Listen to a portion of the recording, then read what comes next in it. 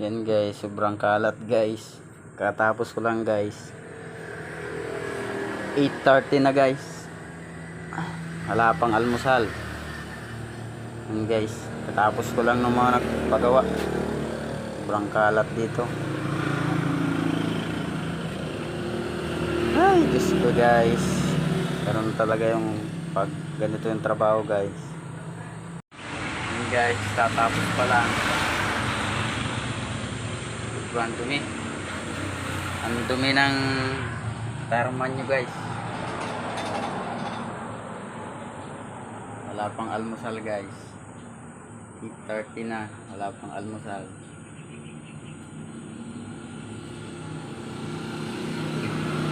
Dito lang yan sa Bora.